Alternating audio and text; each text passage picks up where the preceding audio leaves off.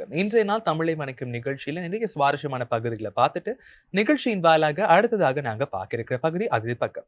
பல்வேறுபட்ட துறை சார்ந்தவர்கள் கலைத்துறையில பயணிக்கிறவங்க, வாழ்க்கையில வென்றவங்க, இது போன்று நிறைய பேரை அன்றாடம் எங்களுடைய அதிதி பக்கத்தில் அழைத்து நேர்காணல் பண்றது வழக்கம். அதே போல இன்றைய நாள் தமிழை வணக்கம் நிகழ்ச்சியின் அதிதி பக்கத்தோட யார் இணைந்திருக்க போறார் அப்படின்னு பார்த்தோமா இருந்தால் ஆக்டர், டைரக்டர், சிங்கர், டான்சர், இந்த சொந்தத்துக்கெல்லாம் சொந்தக்காரர் அமல் பாண்டியன் அவர் தான் எங்களோட இணைந்திருக்கிற. வணக்கம். வணக்கம். எப்படி இருக்கிறீங்க? நான் நல்லா இருக்கேன். நீங்க எப்படி இருக்கீங்க? நானும் ரொம்ப நல்லா இருக்கேன். உங்களை சந்திச்சது ரொம்ப மகிழ்ச்சி. எனக்கும் தான். நிச்சயமா நிறைய பேர் இருக்கு. ஆக்டரா உங்களுடைய வாழ்க்கை பயணம் ஆரம்பித்தது, பிறகு டைரக்டரா இருந்தீங்க. ஸோ இது போல நிறைய கலைத்துறையில சம்மந்தப்பட்ட நிறைய விஷயங்களை செஞ்சுட்டு இருக்கீங்க. கலைக்காக நீங்க அர்ப்பணிக்கப்பட்டவர்னு சொல்லிடலாம் இல்லையா? அப்ப இருக்கும் போது உங்களுடைய வாழ்க்கை பயணம் முதலாவது ஒரு ஆக்டிங் துறையில ஆரம்பிச்சிச்சு. ஸோ அதை பத்தி சொல்றீங்களா சில விஷயம்? என்னோட கலைத்துறை எங்க அம்மா கிட்ட இருந்து ஆரம்பிச்சிச்சு. எங்க அம்மா நல்ல கதைகள் எழுதுவாங்க. அவங்க ஆரம்பத்துல அவங்களுக்கு அதுக்கான வாய்ப்பு கிடைக்கல. ஏன்னா பெண்களுக்கு எப்பயுமே இப்பவே நிறைய கட்டுப்பாடுகள் இருக்கு. அந்த டைம் இதை விட அதிகம். அப்ப அவங்க ஆசைப்பட்டாங்க, என்னால முடியாததை என்னோட பிள்ளைங்க செய்யணும் அப்படின்னு ஆசைப்பட்டாங்க. அப்போ அவங்க சின்ன வயசுலேருந்து எனக்கு டான்ஸ், ஃபைட் இதெல்லாமே படிக்க வச்சாங்க. எனக்கும் அதை சொல்லுவாங்க, ஒரு விஷயம்னு சொல்லுவாங்க, ஒரு தாய் தான் குழந்தை வயிற்றுல இருக்கும்போது எதை ஆசைப்படுதோ அந்த பிள்ளையும் அது மாதிரி தான் வளரும் அப்படின்னு. ஒருவேளை எங்கள் அம்மா அதுதான் ஆசைப்பட்டிருப்பாங்களோன்னு நினைக்கிறேன். எனக்கும் அது மேலே அதிகமான ஈடுபாடு. அதனால எனக்கும் ஃப்யூச்சரில் ஒரு நல்ல ஒரு கலைஞனாக வரணும்னு ஆசை. கலைஞனாக வரணும், என்னாலான சில இதுங்களை இந்த கலைக்கு கொடுக்கணும்னு ஆசை. அதை தான் இவ்வளோ தூரம் கொண்டு வந்துச்சு. நிச்சயமாக என்னதான் இருந்தாலும் உங்களுடைய ஆரம்ப பயணம் என்பது தான் அதாவது நீங்க சொல்லிருந்தீங்க, உங்களோட தாய் கலை மீது கொண்ட காதல், கலை மீது கொண்ட அன்புனால அது அழகா சொல்லிருந்தீங்க ஒரு வேர்ட் மூலமா. கருவில் அவங்க நினைச்சிட்டு இருக்கும் போது சில விஷயமும் எனக்கு அப்படியே தாக்கப்பட்டிருக்கு அப்படின்ற மாதிரி. அதுதான் இன்னைக்கு உங்களை இங்க வரைக்கும் உருவாக்க வச்சிருக்குன்னு நினைக்கிறேன். நிறைய விஷயங்கள் பேசிட்டு இருக்கோம். முக்கியமாக உங்களுடைய வாழ்க்கை பயணம் ஆரம்பித்தது ஒரு ஷார்ட் ஃபிலிம் மூலமா, ஹேஷ்டேக் என்ற ஷார்ட் ஃபிலிம் மூலமா. அந்த ஜேர்னி உங்களுக்கு எப்படி இருந்துச்சு? இந்த ஆரம்ப தருணம் உங்களுக்கு எப்படி இருந்துச்சு? ஹேஷ்டேக்குங்கிறது அது டெலிட்ராமா. அது ஆரம்ப தருணம் நான் அப்பதான் கேமரா முன்னாடி நிக்கிறேன். இப்போ எல்லாருக்கும் கேமராவை பார்த்தா ஒரு பயம் வரும்னு சொல்லுவாங்க. எனக்கு என்னன்னு தெரியல, எனக்கு அதை பார்த்தா பயம்னு வரவே இல்லை. ஏன் அப்படின்னா, நாம ஆசைப்பட்ட ஒரு விஷயம் நம்மளுக்கு கிடைக்கும் போது நம்ம ஆசைப்பட்டதை அடைஞ்சிட்டோம். அது கிடைச்சிட்டு நான் எது முன்னாடி நிக்க ஆசைப்பட்டனோ அது எனக்கு கிடைக்கும் போது எனக்கு அந்த இடத்துல சந்தோஷம் தான் அதிகமா இருந்துச்சு. தவிர எல்லாரும் சொல்ற ஒரு பயம் எனக்கு கொஞ்சம் கூட இல்லை. அப்போ அந்த டைம் எனக்கு எப்படி இருந்துச்சு அப்படின்னா, அந்த நிமிஷம் கூட நான் செத்தா கூட சந்தோஷப்படுவேங்கிற ஒரு ஃபீல் ஒன்று இருந்துச்சு எனக்கு. அந்த மாதிரி ஒரு வார்த்தைகளால் அதை விவரிக்க முடியாது. அப்படி ஒரு அனுபவமா இருந்துச்சு எனக்கு. அது ஃபர்ஸ்ட் டைம் நான் கேமரா முன்னாடி நின்றது. அதாவது ஆரம்பம் எல்லாருக்குமே பயமாகவும் சில பிரச்சனைகள், சவால்கள் இருந்தாலும் நாங்க பண்ணிட்டு போகக்குள்ளதான் அது அப்படியே நார்மலா வந்துடும். நம்ம ஆசைப்பட்ட விஷயங்கள் நம்ம தத்ரூபம் வெளியில கொடுக்கக்கூடியதா இருக்கும். முக்கியமா நடிகர்கள், ஆக்டிங் அப்படின்ற துறை வரும்போது நிறைய பொறுப்புகளும் தாண்டி இருக்கும். அதாவது டைரக்டர், இது போன்ற ப்ரொடியூசர், அவங்களுடைய நிறைய விஷயங்களை கேட்டுதான் நம்ம அவுட்புட்டா கொடுக்க வேண்டியதா இருக்கும். ஸோ போன்ற விஷயங்கள் இருக்கும்போது உங்களுடைய ஆரம்பம் ஹேஷ்டேக் என்ற ஒரு டெலிகிராமம் மூலம் வெளி வந்துச்சு. பிறகு ஒரு ஒரு பெஸ்டான ஒரு பிலிம்னு சொன்னா மை டியர் ஜிம்பா, இலங்கை இந்தியாவில் தயாரிக்கப்பட்ட ஒரு படம் இலங்கையில நம்மளோட சகோதர மொழியான சிங்களத்துல நீங்க முக்கிய கதாபாத்திரம் பண்ணிருக்கோம். அதை பத்தி சில விஷயங்களை எங்களுக்கு சொல்லி. என்னோட நண்பர் மூலமா தான் அது கிடைச்சிச்சு. இஃபாம்னு ஒருத்தர் மூலமா. அப்போ நல்ல ஒரு கலைஞன் வேணும்னு கேட்டிருந்தாங்க, நல்ல ஒரு ஆக்ட் பண்ணக்கூடியவர் அப்படின்னு. அப்போ அவர் என்ன அறிமுகப்படுத்தினார், இப்படி ஒருத்தர் இருக்கார் அப்படின்னு. அப்போ டேரக்டர் என்னை கூப்பிட்டு பார்த்தாரு. நீங்கள் நல்லா பண்ணிடுறீங்க, இந்த மாதிரி நிறைய ஷார்ட் ஃபிலிம் இதெல்லாம் பார்த்துருக்கேன், நல்லா பண்ணுறீங்க, இதில் உங்களுக்கு ஒரு நல்ல ஒரு கேரக்டர்ஸ் இருக்குது, நீங்கள் பண்ணால் நல்லா இருக்கும் அப்படின்னாரு. இப்போ எனக்கும் ரொம்ப சந்தோஷமாக இருந்துச்சு, இப்படி ஒரு டேரக்டர் நம்மளை கூப்பிட்டு ஒரு கேரக்டர் கொடுக்குறாரு அப்படின்னு. அப்போ எனக்கு இன்னொரு மகிழ்ச்சி அடைந்த ஒரு தருணம் அப்படின்னா, ஒரு பெரிய மூவியில் நான் ஒரு பாட்டாக இருந்தது. அந்த டைம் என்னோட நண்பருக்கும் அந்த டேரக்டருக்கும் நான் நன்றி கண்டிப்பாக சொல்லணும். அவரோட பேர் ஆர்ஜே சுரேஷ். ரொம்ப சந்தோஷமான டைம் அது. நிச்சயமாக. அதாவது ஆரம்ப தருணம்ன்ற தாண்டி ஹேஷ்டேக் மூலமா தன்னுடைய முகம் மக்களுக்கு பிரதிபலிப்பான பிறகு ஒரு ஒரு பெஸ்டான ஃபிலிம் அந்த ஜிம்பான்னு சொல்றது, மை டியர் ஜிம்பான்ற திரைப்படம் மூலமாக ஒரு முக்கிய கதாபாத்திரம் நீங்க பண்ணியிருந்தீங்க. அந்த டைம்ல வரும்போது ஒரு ஒரு கேரக்டர், ஒரு நடிகர் அப்படின்னு சொல்லும் போது டைரக்டரை தாண்டி அவங்க சொல்ற அந்த கதைகளை, அந்த ஸ்கிரிப்ட்ல இருக்க கதைகளை நாங்கள் உள்வாங்கி, நாங்க இருக்க கேரக்டரை விட அந்த கேரக்டருக்கு நம்ம உள்வாங்கி பண்ணக்கூடியதா இருக்கும். நீங்க எப்படி அதெல்லாம் பேலன்ஸ் பண்ணிட்டீங்க, எப்படி மாறிக்கிட்டீங்க? ரொம்ப சிம்பிள். அதாவது முதல்ல நாம நடிக்கிறோங்கிற ஃபீலை கொண்டு வரக்கூடாது நமக்குள்ள. அதாவது நாம ஒரு கதாபாத்திரம் நம்மளுக்கு கொடுக்குறாங்க அப்படின்னா, இதை நாம நடிக்கிறோம் அப்படின்னா நம்மளால பண்ணவே இல்லாது. ஒரு கேரக்டர் நம்மளுக்கு கொடுக்குறாங்கன்னா, இந்த லைஃப்ல நம்ம நிறைய பேரை பார்க்குறோம், நல்லவங்க கெட்டவங்க, ஒவ்வொரு கேரக்டரையும் பார்க்குறோம். நம்ம பார்க்காத ஒரு கேரக்டர் யாருமே நம்மளுக்கு கொடுக்க போகிறது இல்லை. நம்ம லைஃப்ல பார்த்த ஒரு கேரக்டரை தான் கொடுக்க போறாங்க. அப்போ அந்த கேரக்டரா நாமளா இருந்தா எப்படி இருந்திருப்போம்? இப்போ நான் ஒரு ஒரு அமைதியான ஒரு மனிதனா இருந்தேன், இல்லை ரொம்ப கெட்ட ஒரு மனிதனா இருந்தேன் அப்படின்னா, நான் ரியலா அப்படி இருந்தா எப்படி இருந்திருப்பேன்? உண்மைக்கு என்னோட கேரக்டர் அப்படி இருந்தால் எப்படி இருந்திருக்கும்? அதை ஃபீல் பண்ணி நான் பண்ணேன் அப்படின்னா கண்டிப்பாக என்னோட ஸ்டைலில் அதை நான் கொடுக்கும்போது அழகாக கொடுத்துடலாம். என்னை பொறுத்த வரைக்கும் அது ஒரு ஃபீல், நடிப்புங்கிறது ஒரு ஃபீல். அந்த ஃபீலை நாம் உணர்ந்துட்டோம் அப்படின்னா, நம்ம அந்த கேரக்டர் அழகாக உள்வாங்கிட்டோம் அப்படின்னா அதை அழகாக பிரதிபலிச்சிடலாம். அவங்க டேரக்டர் கேட்குறத விட இன்னும் அழகாகவே நம்மளால் பிரதிபலிக்க முடியும். அதுதான் ஒரு நடிகனுடைய முக்கியமான விடயம். அப்படின்னு சொன்னா எல்லா தருணத்திலையும் சூழ்நிலைக்கு ஏற்றா போல தன்னுடைய விடயத்தை மாற்றிக்கொள்ளணும். அந்த தன்மை இருந்தா மட்டுமே நடிப்பு துறையில வந்து நீடித்த காலம் நாம பயணிக்கலாம் என்றது அழகா சொல்லியிருந்தீங்க.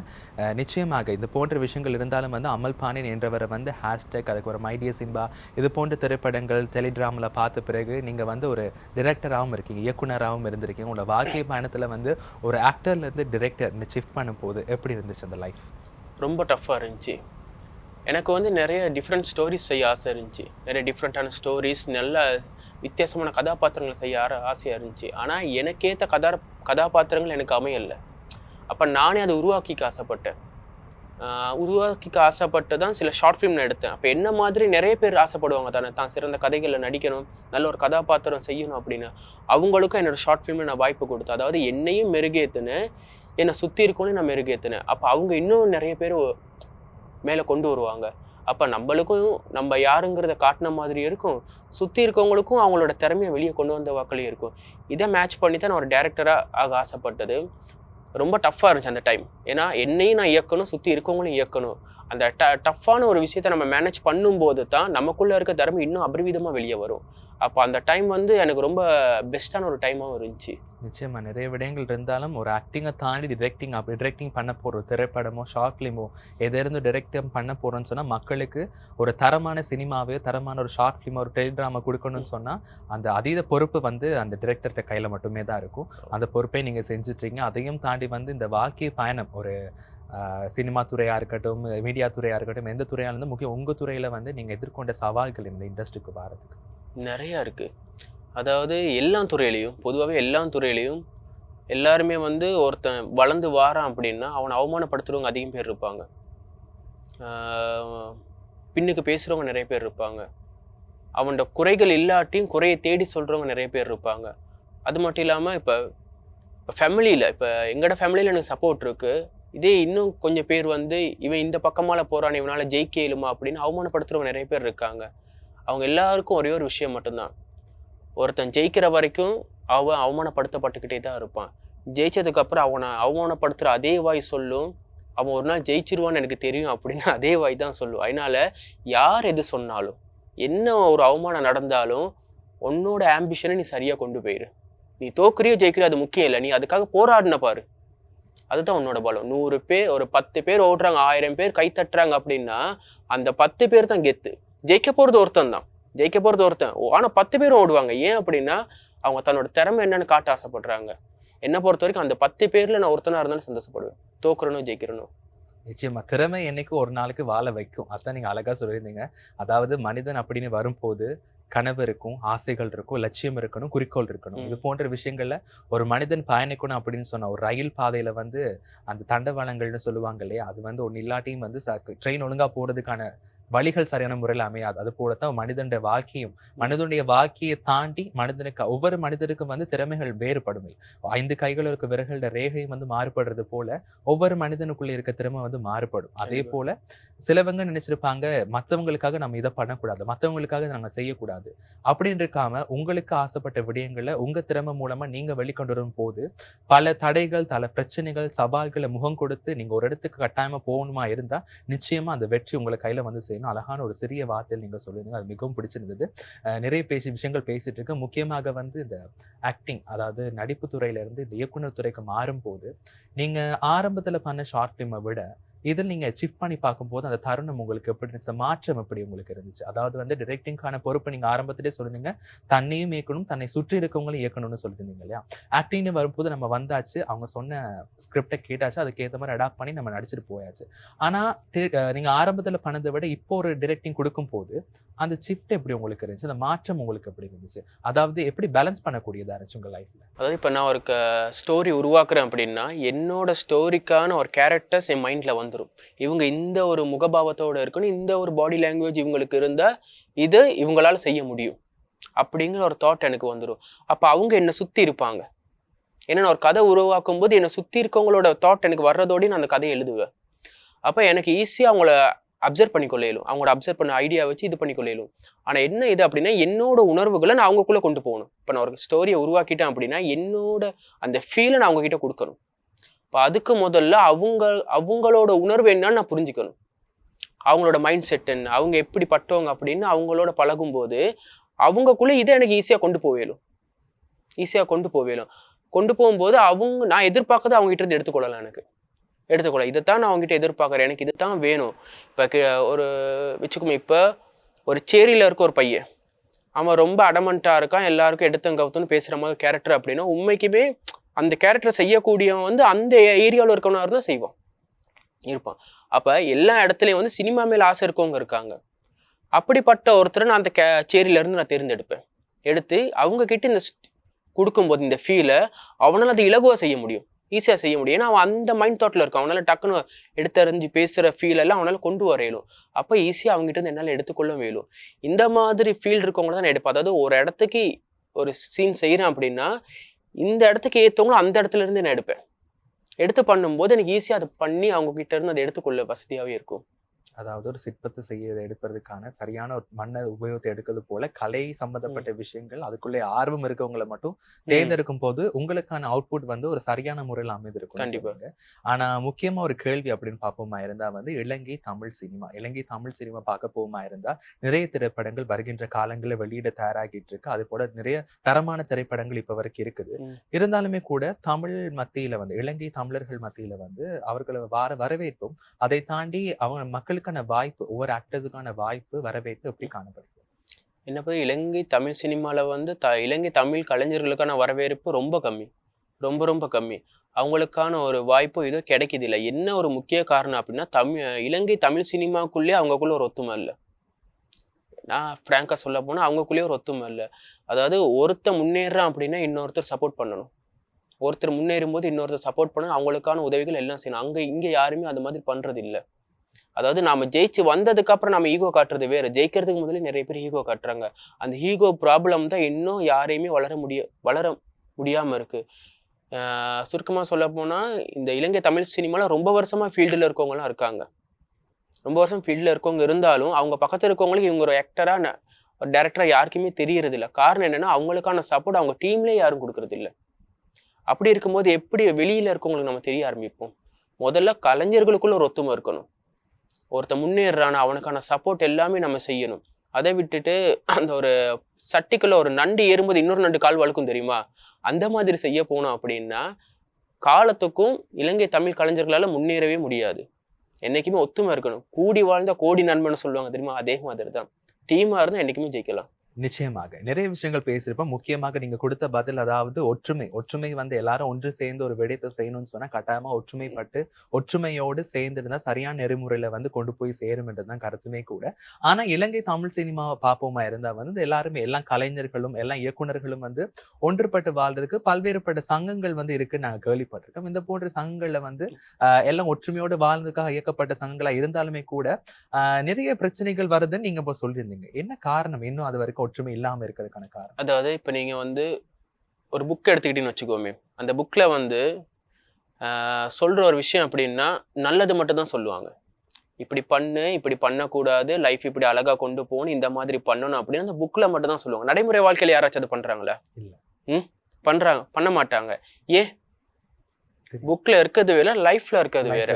அதாவது ஒருத்தருக்கு வந்து தத்துவம் சொல்லும் போது அழகா சொல்லிக்கிட்டு போவாங்க. ஆனா அதை அவங்க கடைபிடிப்பாங்களா? அதாவது அனுபவம் வேற, கல்வின்றது வேற. அதே மாதிரி தான். அதாவது நிறைய பேர் சொல்லுவாங்க, நீங்க இப்படி பண்ணணும், இந்த மாதிரி பண்ணணும், இப்படி இது இந்த மாதிரி பாதுகாப்பா இருக்கணும், ஒருத்தர் கலைஞர்களுக்கு ஒவ்வொரு கலைஞர்களும் ஹெல்ப் பண்ணணும் அப்படின்னு சொல்றாங்க. ஆனா அது நடைமுறையில இருந்தா இவ்வளவு தூரம் கலைஞர்கள் அடிபட்டு இருக்க மாட்டாங்களே. அதாவது சொல்லுல மட்டும் இருந்துட்டு செயல்ல இல்லாட்டி நீங்க எவ்வளவு சங்கங்கள் ஆரம்பிச்சாலும் அது ஒண்ணுத்துக்குமே வேலை இல்ல. ஒரு சங்கமே போதுமே. நீங்க ஒரு விஷயத்த சரியா செய்யறதா இருந்தா ஒரு சங்கமே போதுமே. எதுக்கு இவ்வளவு சங்கம் உங்களுக்கு? ஏன்னா அவங்க கூட்டம் சேர்க்கறதுக்கு தான் இந்த சங்கம் தவிர சரியா கலைஞர்களை வழி நடத்தி கொண்டு போறதுக்கு இல்ல. நல்ல ஒரு கலைஞர்கள் டீம்னா ஒண்ணு மட்டும் போதும். ஒழுங்கா வழி நடத்துறவங்க அப்படின்னா ஒன்னா சேர்ந்து ஒர்க் பண்றதுக்கு ஒழுங்கான சங்கம் ஒண்ணு போதும். இவ்வளவு தேவையில்ல. நிச்சயமா. அதாவது மாற்றம் ஒன்றே மாறாது. மாற்றம் எழ வேண்டும் என்றால் ஒரு சங்கத்திலேயே ஒரு மனிதனிடத்திலேயே எழ வேண்டும். எழுவுமா இருந்தா நிச்சயமாக அங்க உள்ளவங்க சேர்ந்து மாறுவாங்கன்றதான் வெளிப்படையா சொல்லியிருந்தீங்க. நிறைய விஷயங்கள் பேசிட்டு இருக்கோம். அதாவது ஒற்றுமையை தாண்டி இந்த திரைப்படத்துறை, அதாவது இலங்கை தமிழ் சினிமாவோட வளர்ச்சி எப்படி காணப்படுது உங்களுடைய கண்ணோட்டத்துல? இப்போ கொஞ்சம் நல்லா செஞ்சுக்கிட்டு வராங்க. நிறைய பேர் நிறைய ப்ரொஜெக்ட் நல்லா பண்றாங்க. ஆனா அதுக்கான சப்போர்ட் இன்னும் யாருக்குமே கிடைக்கல. அதாவது நிறைய பேர் வந்து ஜெயிக்கணும், முன்னுக்கு வரணுங்கிற ஆசையில நிறைய எஃபெக்ட் போடுறாங்க. தன்னோட பணம் மூலமாகவும் தன்னோட திறமை மூலமாகவும் நிறைய எஃபெக்ட் போடுறாங்க. ஆனா அதுக்கான வாய்ப்பும் சப்போர்ட்டும் இன்னும் அவங்களுக்குள்ளேயே அவங்களுக்கு இன்னும் கிடைக்கல. மக்கள் கிட்ட இருந்து கூட அவங்களுக்கு கிடைக்கதே இல்லை. ஏன் அப்படின்னா ஒரு விஷயம் சொல்லுவாங்க, இக்கரை மாட்டுக்கு அக்கறை பச்சை, அக்கறை மாட்டுக்கு இக்கரை பச்சை அப்படிம்பாங்க. அதே மாதிரி இங்க எவ்வளவுதான் தரமான படங்கள் தயாரிச்சாலும் இங்க இருக்க மக்களுக்கு வந்து இந்தியன் மூவிஸ் தான் பெஸ்டா தெரியும். நான் சொன்னேன் ஒரு பழமொழி, அது மாதிரி இந்தியன் மூவி தான் பெஸ்டா தெரியும். அதை பார்த்து பழகிட்டாங்க. ஆனா இங்க இருக்க அரசாங்கம் என்ன செய்யணும் அப்படின்னா, இப்ப சிங்கள படங்களை வந்து எப்படி ஒரு சப்போர்ட் பண்ணி கொண்டு வராங்களோ அதே மாதிரி இந்த அரசாங்கம் தமிழ் படங்களுக்கும் ஒரு சப்போர்ட் கொடுக்கணும். இப்ப மலேசியாலயே சிங்கப்பூர்ல ஒரு சட்டம் ஒண்ணு இருக்குது. ஒரு தியேட்டர்ல வந்து 5 படம் ரிலீஸ் ஆகுதுன்னா கண்டிப்பா 2 படம் அந்த நாட்டு படமா இருக்கணும். அந்த நாட்டு சட்டம். அந்த மாதிரி சட்டங்கள் இங்க வந்துச்சு அப்படின்னா, ஒரு தியேட்டர்ல வந்து ஒரு 3 படம் 4 படம் ரிலீஸ் ஆகுது அப்படின்னா இல்ல கண்டிப்பா தமிழ் படமும் ரிலீஸ் ஆகணும் அப்படிங்கிற சட்டங்கள் வந்துச்சு அப்படின்னா கண்டிப்பா இங்க இருக்கவங்களோட திறமையும் உலகத்துக்கு தெரியும். அந்த நாள் வரும்போது இங்க இருக்கவங்களோட திறமை புகழ் எல்லாமே ஒரு நாள் ஓங்கும். நிச்சயமாக. அதாவது வந்து நிறைய விடயங்கள் செய்யணுமா இருந்தா நம் நாட்டு கலைஞர்களை வரவேற்கிறதுக்கு நம் நாட்டு மக்கள் முதல்ல ஒத்துழைக்கணும். அது போன்ற நிறைய விஷயங்களை செய்யணும் என்றது எங்களோட ஆசையுமே கூட. இந்த மாதிரி துறைகள்ல இலங்கையை பொறுத்த மட்டும் வந்து நிறைய கலைஞர்கள் வந்து இன்றைய காலகட்டங்களில் வளர்ந்துட்டு வராங்க. ஆக்டிங் துறையிலா இருக்கட்டும், இயக்குநர்களாக இருக்கட்டும், இது போன்ற நிறைய விஷயங்கள் ஈடுபாடு காணப்படுது. அந்த தலைமுறையினருக்கு நீங்க என்ன சொல்ல விரும்புறீங்க? எது செஞ்சாலும் சரியா தெரிஞ்சு பண்ணுங்க. நீங்க எந்த ஒரு விஷயத்த, அதாவது நம்ம நாட்டுல வந்து தமிழ் சினிமாவால எந்த ஒரு இன்கமும் எடுக்க முடியாது. முதல்ல உங்களோட ஃபினான்ஸ் சைடை நல்லா பாருங்க. அதுக்கப்புறம் உங்களோட இந்த ஆம்பிஷனை சரியான நிலைமைக்கு கொண்டு போங்க. ஏன்னா ஃபினான்ஸும் முக்கியம் லைஃபுக்கு, ஆம்பிஷனும் முக்கியம். ரெண்டு கண்ணு மாதிரி. ஒன்னு இல்லாட்டி இன்னொரு நாள் கொண்டு போக முடியாது. அதனால ரெண்டையும் சரியா கொண்டு போங்க. ஒரு விஷயத்த நீங்க செய்யறதா இருந்தா சரியான ஒரு தெளிவோடு அதை கொண்டு வாங்க மக்கள் கிட்ட. அப்ப கண்டிப்பா அதுக்கான ஒரு சப்போர்ட்டும் ஒரு அங்கத்துவமும் உங்களுக்கு கண்டிப்பா கிடைக்கும். நிச்சயமாக. ஒவ்வொரு நடிகருக்கும் ஒவ்வொரு கலைஞர்களும் வந்து மக்களுடைய வரவேற்பும் அதையும் தாண்டி வந்து விடாமுயற்சி விஸ்வரூப வெற்றின்னு சொல்ற மாதிரி கடின உழைப்போட முயற்சியோட அவங்க எந்த விஷயத்தையும் குறிக்கோளை நோக்கி ஓடுவாங்களான் தான் எந்த விடயத்துல அவங்களுக்கு வெற்றி கட்டாயம்னு சொல்லியிருந்தீங்க. அதையும் தாண்டி வந்து இன்னும் ஃபியூச்சர்ல வரப்போற ப்ரொஜெக்ட்ஸ் எதுவும் இருக்கு அவங்களோட? திரைப்படங்களா இருக்கட்டும், டெலிகிராமாஸா இருக்கட்டும், எதுவும் இருக்கு? கண்டிப்பா இன்னும் 3 ப்ரொஜெக்ட் இருக்கு என்கிட்ட. அதோட இன்னும் ப்ரொஜெக்ட் அந்த ஒர்க் போய்கிட்டு இருக்கு. எப்படியும் இந்த 5ஆம் மாசம் கிட்ட ஸ்டார்ட் பண்ற ஐடியா ஒன்று இருக்கு. நிச்சயமா நிறைய கேள்விகளுக்கு பதில வந்து சரியான நெறிமுறையில் கொடுத்துட்டு இருந்தாலும் ஆரம்பத்துல ஒரு கேள்விக்கான பதிலை கொடுத்திருந்தீங்க. அதாவது இலங்கை சினிமாவை விட இந்திய சினிமாவுக்கு மக்கள் வந்து பழக்கப்பட்டிருக்காங்கன்னு சொல்லியிருந்தீங்க. என்ன காரணம் இது வரைக்கும்? ஏன் அதுக்காக அப்படி இருக்கிறாங்க? அதுக்கு என்ன காரணமா இருக்கு உங்க கண்ணோட்டத்தில்? என்னை பொறுத்த வரைக்கும் அவங்களோட விளம்பரம் அந்த மாதிரி இருக்கு. அதாவது ஒரு விஷயத்த பார்த்து பழகிட்டாங்க, செஞ்சு பழகிட்டாங்க அப்படின்னா அவங்க அதுக்கே அடிக்ட் ஆயிடுவாங்க. ஹியூமன்ஸே அப்படித்தான். ஒரு காலத்துல வந்து இலங்கை வானொலி வந்து சிறந்த இடத்துல இருந்துச்சு. என்னைக்கு இந்தியாவில் இருக்கிற இந்த கேபிள் சேனல், சேட்டலைட் இதெல்லாம் வர ஆரம்பிச்சிச்சோ அப்ப அவங்க ஒரு ஸ்டைலா பண்ண ஆரம்பிச்சாங்க. அவங்க ஒரு ஸ்டைலாகவும் அவங்க ஒரு யதார்த்தமும் பண்ண ஆரம்பிச்சாங்க. இப்ப இங்க பண்ற நிகழ்ச்சி எல்லாம் வந்து ஒரு தூய தமிழ்ல ஒரு வித பர்ஃபெக்டா போகும். ஒரு ஒரு எப்படி சொல்றது அப்படின்னா ஒரு நெறிமுறையோட அது போய்கிட்டே இருக்கும். ஆனா இந்தியன்ஸ் பண்ற ப்ரோக்ராம்ஸ் இதெல்லாம் அப்படி இருக்காது. ஒரு ஃபன் மோட்ல போகும். அவங்களோட பேச்சு கூட வந்து ஒரு சேரி லெவல்ல கூட இறங்கி பேசுவாங்க. அது வந்து யதார்த்தமா இருக்கு, சாதாரணமா இருக்கிறவங்களுக்கு கூட புரியுற மாதிரி இருக்கும். சாதாரணமாக இருக்கிறவங்களுக்கு கூட அந்த ஃபீல் புரிகிற மாதிரி இருக்கும். அவங்க எப்படி ஐடியா பண்ணுறாங்க அப்படின்னா, அதாவது ஒரு சரியான ஒரு தெளிவில்லாதவங்க கூட நான் பண்ணுற ப்ரோக்ராம் போய் சேரணும். நான் நடிக்கிற படம் வந்து சாதாரண ஒருத்தனுக்கு கூட புரிஞ்சிடணும். அவங்க கூட அதை என்டர்டெயின்மெண்ட்டாக கொண்டு வரணும். முழுக்க முழுக்க அவங்க என்டர்டெயின்மெண்ட்டை மையமாக வச்சு பண்ணுறாங்க ஒரு ஸ்டைலாக. அதில் எதுவுமே உண்மை இல்லை. ஆனால் அவங்க இப்போ இப்படி வச்சுக்கோங்க, இப்போ நான் வந்து இப்போ நீங்கள் உதாரணத்துக்கு ஒரு 10 பேரை ஒருத்தன் போட்டு அடிக்கிறான். ஒருத்தன் 10 பேரை போட்டு அடிக்கிறான். அந்த 10 பேரும் வந்து ரொம்ப கெட்டவங்க. 10 பேரை போட்டு அடிக்கிறான். அவங்ககிட்ட அவ்வளோ ஆயுதம் இருக்கு. யதார்த்தமான ஒருத்தனால அப்படி ஃபைட் பண்ண முடியுமா? ரொம்ப கஷ்டம். முடியாது. அப்போ அதுக்கு அவனுக்கு நிறைய இது தேவைப்படும். ரொம்ப கஷ்டம். ஆனால் கண்ணு முன்னாடி அந்த 10 பேர் ஒரு அநியாயம் பண்ணுறாங்க. அந்த அநியாயத்தை தட்டி கேட்கறதுக்கு இவன் அடிக்கிறான். இப்போ இதே சாதாரண ஒரு மனசண்ட மனசுல ஒரு 10 பேர் எங்கோ ஒரு தப்பு நடக்கும்போது இவனால தட்டி கேட்கணும்னு தோணும். நான் ஏன் அவனுக்கு பலம் கூட, நம்மளால ஒன்றும் பண்ணல. அவன் கோவத்துல பல்ல கடிச்சிட்டு அங்கிருந்து போயிடுவான். ஆனா அது ஸ்கிரீன்ல பார்க்கும்போது தன்னோட ஆதங்கத்தை அங்க தீத்துக்கிறான். அந்த மாதிரி ஒரு மனிதனுக்குள்ள இருக்க தன்னால செய்ய முடியலையே, இது பண்ண முடியலைங்கிற ஒரு ஏக்கத்தை இந்தியன் சினிமா தீர்த்து வைக்குது. அதான் அதாவது தத்ரூபமா வந்து எல்லா விடயங்களும் கொண்டு வரனால வந்து இலங்கை மக்கள் எல்லா தமிழர்களும் வந்து வரவேற்கிறாங்க. பிடிச்சிருக்கு. அதாவது நம்ம ஆசைப்படுறத அவங்க பிரதிபலிக்கிறாங்க. நீங்க சொன்னது சரிதான். ஆனா இருந்தாலுமே கூட இது போன்ற விஷயங்களை வந்து நம்ம மக்கள் தான் முக்கியமா மாத்தணும்னு சொல்லலாம். ஆனா வந்து இது யாரோட பிள்ளைன்னு நினைக்கிறீங்க? மக்களோட பிள்ளையா, யாரோட பிள்ளை? அதாவது இப்படித்தானே மக்களோட பிள்ளைன்னு சொல்ல இயலாது. எல்லாராலையும் போயிட்டு ஒரு தப்பை முன்னுக்கு நின்று தட்டி கேட்டுக்கிட்டு இருக்க இயலாது. ஏன்னா எல்லாராலையும் முடியாது. அது ஒரு சில பேர் மட்டும்தான் அதை பண்ணக்கூடியவங்க. அப்போ அவங்களுக்கு கூட ஏதாச்சும் ஒரு பலம் இருந்தால் தான் அதை பண்ணுவாங்க. சில பேர் வந்து எல்லாருமே சாதாரண மனுஷங்க தான். சாதாரண மனுஷன் திடுதிப்புன்னு போயிட்டு ஒரு 10 பேர் இருக்கிற 20 பேர் இருக்கிற இடத்துல போயிட்டு தட்டி கேட்க முடியாது. ஏன்னா அவங்க யோசிப்பாடே இதை நம்ம பண்ணிட்டா நம்மளோட ஃபேமிலி யார் பார்த்துக்கோ, ஏதாச்சும் நம்மளுக்கு நடந்துட்டா அப்படிங்கிறப்ப எல்லார் மனசுலையும் இருக்கும். அப்ப அந்த இடத்துல அவங்களையும் தப்பு சொல்ல முடியாது. இப்ப அது அவங்க போய் தியேட்டர்ல போயிட்டு உட்காந்தா அப்படி இன்னைக்கு நான் நினைச்ச ஒரு விஷயத்த ஒருத்தவங்க தட்டி கேட்கிறான் எங்கனைக்கு அப்படிங்கிற ஒரு ஃபீல் அந்த இதுல பாக்குறான். அப்ப தன்னோட வேதனையும் இதையும் அந்த சினிமா மூலமா தீர்த்துக்கிறான். அப்ப அந்த சினிமாவையும் நான் தப்பு சொல்ல முடியாது. அப்ப இது யார் மேல தப்பா அமையும்? நீங்க சொல்லுங்க பாப்போம்.